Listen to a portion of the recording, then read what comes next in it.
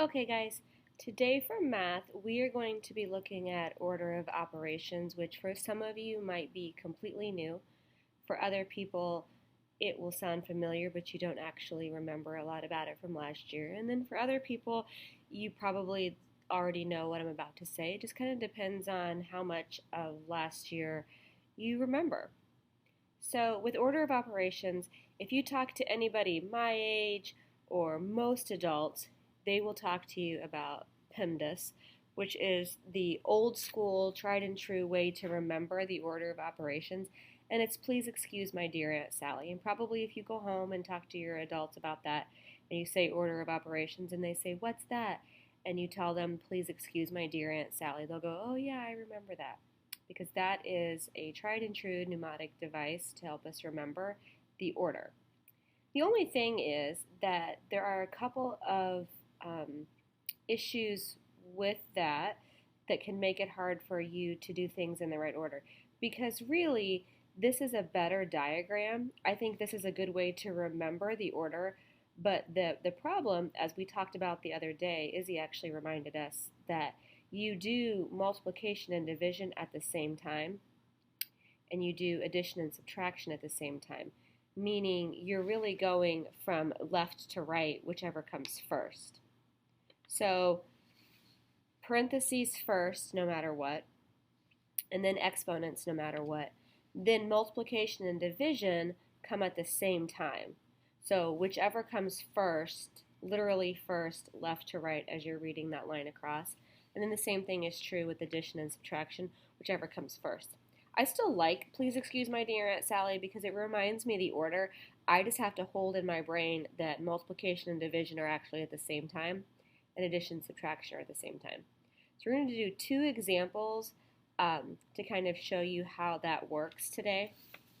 So let's take a look at the first example. 5 plus 12 divided by 3 times 9 minus 7. This is a really good problem to show you what we mean by multiplication and division, whichever comes first, and addition and subtraction, whichever comes first, because I'm really going to go through all of the steps. And as I become better at it, I do them quickly and I don't have to do them out loud, I don't have to show them. But I'm going to say, do I have any parentheses or any kind of brackets or anything like that? I don't. Do I have any exponents? I don't. Do I have multiplication or division? Yes. I have division and then I have multiplication. So even though my comes before dear in the acronym, I'm going to divide first because it's whichever comes first, left to right. So once you get really good at it, you can do it however you want. But for now, we're going to practice doing this by bringing it down every line. So I'm going to leave my 5 alone, and then I'm going to divide 12 divided by 3. 12 divided by 3 is 4. And I'm just going to copy the rest of the problem. And I know some of you don't want to do that because it's too much work, but really, it helps you make sure that you don't skip anything. So now I have 5 plus 4 times 9 minus 7. So I still have this multiplication to do. So 5 plus 4 times 9 is 36 minus 7. And remember, it's Aunt Sally, but it's left to right, and addition happens to be first. So if I say 35 or 5 plus 36, that is 41, and then 41 minus 7 is 34. So that's my answer. I really like to do it this way. Okay, in the end, no one's really going to know which way you do it as long as you get the right answer. But the problem is if you don't have some sort of system for making sure you're doing it in order, you're going to make mistakes by just trying to do it in your head. So I would ask you to write them out. You can combine some steps, but I don't ever want to see you just give me the answer of 34. I always want to see some work this year. When you get older, you can do it however you want. But in 5th grade, I need to see some work. And to be honest, this is the work that I want to see, but I understand some of you might combine some steps. Let's take a look at the next problem. 5 times 3.5 plus 7.6 times 3 minus 16. And you notice right away this has the decimal for the dot and it has the dot for multiplication. And this is like the conversation we had last week, making sure that your decimal dot is down closer to the line and your multiplication dot is closer to the top.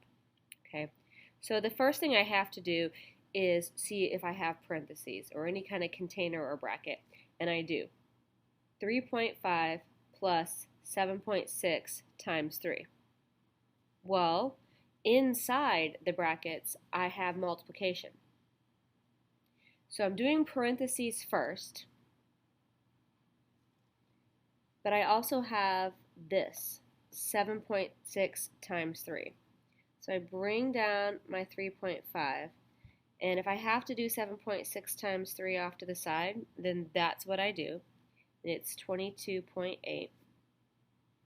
So 3.5 times 22.8 inside my parentheses minus 16. So what I did was 7.6 times 3 because that's multiplication. But I'm still inside my parentheses. I'm still inside my parentheses because I need to add 3.5 and 22.8. So I can do that off to the side.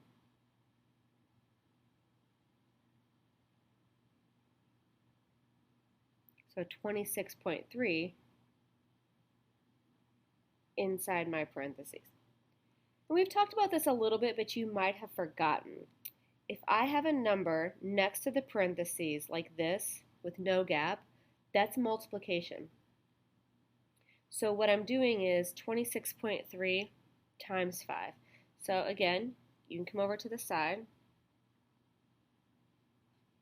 26.3 times 5 is 131.5.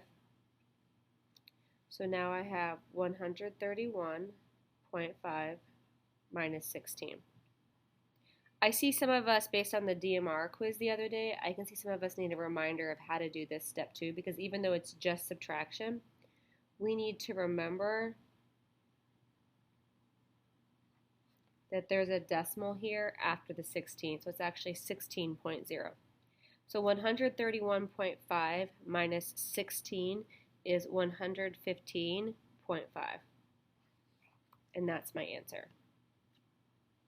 The reason why I recorded a video today is not just because we're not having a lesson, but so that you can go back and take a look at this if you need a reminder.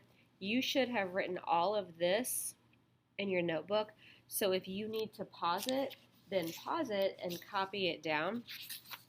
Your assignment today is page 63 and 64. It's not an exit ticket, it's just practice pages today, but page 63 and 64. And if you need help, you can ask the adults that are in the room for help today. But make sure you always slow down and go through each step of the process.